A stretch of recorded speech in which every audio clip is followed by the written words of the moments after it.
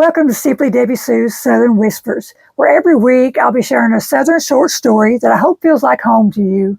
And I feel like that even the quiet whisper can stir the soul.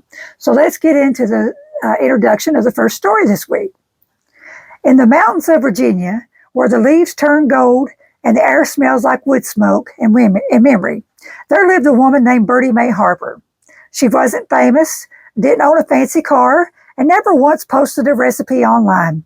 But every fall, folks come from all over just to taste her apple butter, slow stirred in a copper pot, seasoned with cinnamon and care, and wrapped in gingham, just like a gift from heaven. Bertie Mae didn't sell it, she gave it to the grieving, the weary, the ones who lost their way, or just needed a little reminder that they were still loved. Her jars didn't just hold apple butter, they held comfort, prayer, and a whisper of grace. This is a story of how one woman's quiet kindness turned a simple recipe into a blessing that spread farther than she ever imagined. This is called the apple butter blessing. Bertie Mae Harper had been stirring apple butter every fall since the year her husband passed. Folks in Possum Holler said she could coax comfort out of a copper pot better than any preacher could from a pulpit. Her farmhouse sat just off the winding road, framed by sugar maples and a porch swing that creaked like it had secrets to tell.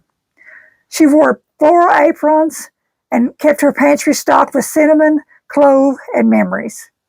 Her apple butter wasn't for sale, never had been. It was a gift wrapped in gingham cloth, tied with twine, and tucked with a handwritten note that read, "Stir slow and pray." Some said it could cure a broken heart, or at least make you forget it for a spell. Bertie Mae believed it wasn't the butter that healed, but the love stirred into it. One crisp October morning, Pastor Jim stopped by with a hopeful grin and a clipboard. The church roof had sprung more leaks than a colander, and the fall festival was their best shot at raising funds. "Bertie Mae," he said, adjusting his glasses, "we're raising money for the roof. Thought maybe you'd consider selling a few jars at the festival." Bertie wiped her hands on her apron and gave him a look that could curdle cream. "Jim, I love that church like I love my mama's quilt, but this apple butter ain't for profit. It's for comfort. You don't sell hugs, do you?" He clucked, defeated but charmed. "No, ma'am, but if you ever bottle one, I'll take a dozen." That evening, just as the sun dipped behind the ridge, a knock came at Bertie's door. A young woman stood there, clutching a baby and looking like she hadn't slept in weeks. Her name was Lacey, and she'd heard from Miss Patty at the diner that Bertie Mae helped folks. "I'm sorry," she whispered. "I didn't know where else to go." Bertie ushered her in without a word, set the kettle to boil, and handed her a warm jar from the pantry. "This here's Bertie's blessing butter," she said. "It won't fix everything, but it'll remind you you're not alone. Stir it slow, pray while it simmers." Lacey cried into her tea, and Bertie just sat beside her, humming an old hymn. The baby cooed. The kiddo whistled. Something in the room shifted, like Grace had pulled up a chair. By week's end, Bertie's porch was covered in notes. Some were tucked under jars returned with thanks. Others were pleas, names of loved ones in the hospital, marriages on the brink, hearts heavy with grief.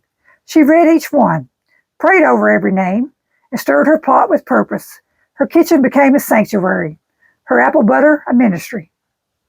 At Sunday service, Pastor Jim stood at the pulpit holding a jar wrapped in gingham. "Bertie Mae didn't sell a single jar," he said, "but she gave away over 50, and everyone came with a prayer. That roof may still leak, but our hearts are covered."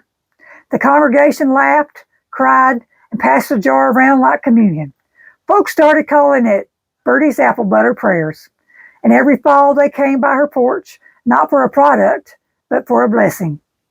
Bertie Mae never changed her recipe, but she added one new ingredient: community. Because in a world that rushes, she taught them to stir slow and pray. The reflection of this story is Bertie Mae never set out to change the world. She just stirred what she had, faith, love, and apples, and gave it away with a prayer. And maybe that's the lesson tucked inside every jar, that comfort doesn't have to be loud, Healing doesn't always come with fanfare.